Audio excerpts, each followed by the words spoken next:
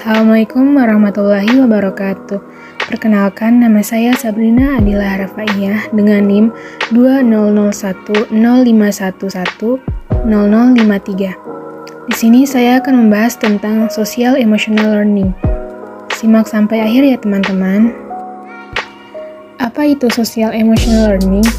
Social emotional learning atau pembelajaran sosial dan emosi adalah istilah yang dikenal dalam dunia pendidikan di Barat, terutama Amerika dan Eropa, sejak tahun 1990-an.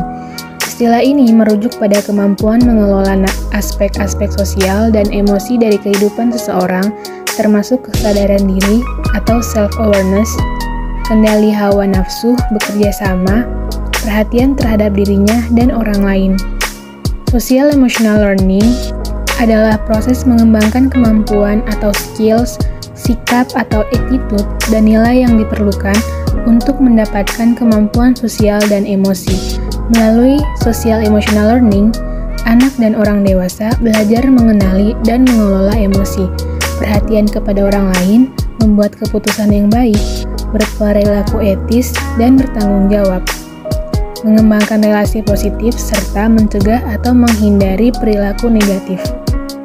Pendidikan sosial dan emosional dimaksudkan untuk membantu peserta didik mengembangkan sikap, perilaku, dan pemahaman cognition untuk menjadikan mereka sehat dan mampu dalam dimensi sosial, emosi, dan akademik serta fisik. Menurut Durlach et al. 2010-2011 yang dikutip dalam Edutopia menjelaskan bahwa program Social Emotional Learning harus sesuai dengan SAFE, yaitu 1. Sequenced, yaitu saling berkaitan dan terkoordinasi untuk mendorong keterampilan anak. Yang kedua, active, yaitu bentuk pembelajaran aktif agar anak mampu menguasai keterampilan yang baru. Yang ketiga, focused, menekankan pengembangan keterampilan baik secara individu maupun sosial. Yang keempat, explicit, yaitu menargetkan keterampilan sosial dan emosional yang lebih spesifik. Selanjutnya, apa saja komponen social emotional learning? Komponen social emotional learning terbagi menjadi 5 bagian. Yang pertama, self-awareness atau kesadaran diri. Self-awareness berkaitan dengan kemampuan untuk mengenali diri secara akurat mengenai emosi, pikiran, dan nilai atau value diri. Seseorang yang memiliki kesadaran yang tinggi mampu mengenali keterkaitan antara perasaan, tindakan, dan pikiran yang dilakukan. Ada 5 kemampuan yang berkaitan dengan kesadaran diri, yaitu yang pertama, mengidentifikasi emosi. Seorang harus mengidentifikasi emosi yang dimiliki karena emosi ini berkaitan erat dengan aktivitas yang dilakukan. Jika tak mampu mengidentifikasi diri dan mengontrolnya, seseorang akan kesulitan untuk beraktivitas dan bersosialisasi. Yang kedua, self-perception, yang akurat karena pada dasarnya kesadaran diri berkaitan dengan diri sendiri. Anak perlu mengenali bagaimana dirinya, apakah baik atau buruk. Dengan begitu, anak akan paham dan mengerti dirinya sendiri dan mengontrol dirinya termasuk tingkah lakunya. Yang ketiga, mengenali keunggulannya.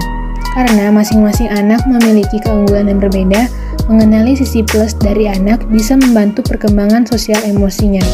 Jadi, anak bisa fokus pada keunggulan yang ada di dirinya dan bukan fokus kekurangan.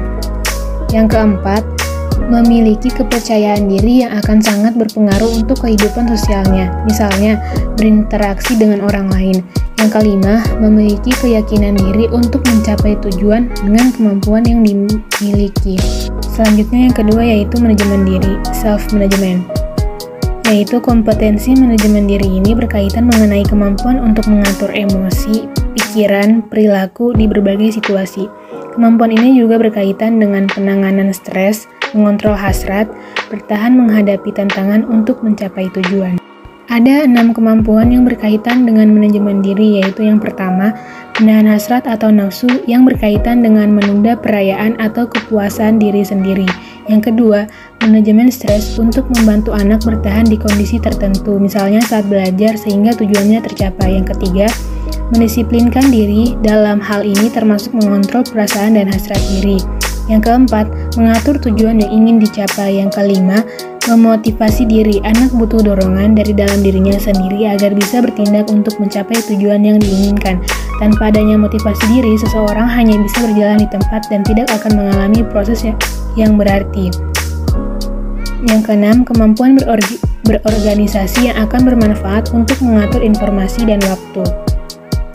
Dengan begitu, anak akan lebih terorganisir, produktif, dan memaksimalkan waktu serta menyaring informasi yang relevan dengan tujuan. Yang ketiga, kesadaran sosial atau social awareness. Kesadaran sosial berkaitan dengan kemampuan untuk bisa berempati dengan orang lain dan mengambil perspektif dari berbagai sudut pandang. Singkatnya, kemampuan ini berkaitan erat dengan norma dan etika berperilaku, terutama di kelompok, misalnya di masyarakat. Kemampuan akan kesadaran sosial ini sangat membantu anak untuk bisa memahami dan menghormati orang lain. Kemampuan ini tentu akan sangat bermanfaat ketika anak dewasa dan menemui banyak orang dengan latar belakang yang berbeda. Bagaimana jika seseorang tidak punya social awareness? Orang tersebut akan tumbuh dengan rasa benci, mudah menghakimi, dan tidak bisa berpikiran terbuka. Orang tersebut fokus pada dirinya sendiri dan masa bodoh dengan apapun yang terjadi di sekitarnya. Yang keempat, kemampuan berelasi atau relation skill, yaitu memahami bagaimana caranya bekerja dengan sesama manusia dan membangun sebuah hubungan yang sehat. Ada 6 kemampuan atau skill yang perlu dipahami dalam kompetensi relationship skill, yaitu 1. Berkomunikasi dengan jelas, yang kedua mendengarkan dan meresponnya dengan baik, yang ketiga bekerja sama dengan yang lain untuk meraih tujuan, yang keempat tahan dari tekanan sosial.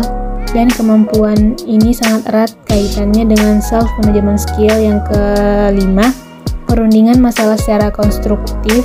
Yang keenam, menawarkan dan mencari bantuan jika diperlukan, karena tidak semua orang mampu bertahan di kondisi yang berbeda-beda. Yang kelima, pembuatan keputusan bertanggung jawab atau responsible decision making, yaitu kemampuan kita sebagai insan untuk membuat keputusan yang terbaik dan juga memahami konsekuensi yang ada jika ada masalah, lalu membuat suatu solusi yang efektif baik secara individu maupun kelompok. Ada 5 skill yang berkaitan dengan responsible decision making yang perlu Anda ketahui, yaitu yang pertama, mengidentifikasi masalah. Yang kedua, menganalisa situasi yang berkaitan erat dengan mengidentifikasi masalah. Yang ketiga, mengatasi masalah yang dihadapi. Yang keempat, mempertimbangkan tanggung jawab dari keputusan yang diambil. Dan yang kelima, evaluasi dan introspeksi diri sebagai bentuk perubahan atas keputusan yang diambil. Selanjutnya, apa manfaat mengenalkan social emotional learning sejak dini pada anak? Manfaatnya, dengan mengenal social emotional learning, kita dapat mengajarkan anak lebih memahami diri dan mengelola emosinya sendiri, orang-orang yang ada di sekitarnya, serta mengasah empati dan simpati. Selanjutnya, saya akan membahas manfaat social emotional learning pada anak. Ada 3 manfaat social emotional learning pada anak. Yang pertama, mengurangi tekanan emosional anak. Anak-anak yang dikenalkan pada social emotional learning akan lebih jarang mengalami depresi, gelisah, dan stres. Ketika anak mempelajari perilaku dalam social emotional learning, ia akan mengembangkan kemampuan untuk mengatur dirinya dengan lebih baik. Yang kedua, meningkatkan kemampuan anak dalam bersosialisasi. Social emotional learning meningkatkan kemampuan anak untuk berkomunikasi dengan lebih jelas, menjadi pendengar yang baik, serta menjadi individu yang kooperatif. Yang ketiga, membuat keputusan dengan bertanggung jawab. Dengan social emotional learning, anak dilatih untuk mempertimbangkan tindakannya sesuai dengan standar dan norma serta memperhatikan perasaan dan kebaikan orang lain di sekitarnya. Terima kasih, semoga bermanfaat. Wassalamualaikum warahmatullahi wabarakatuh.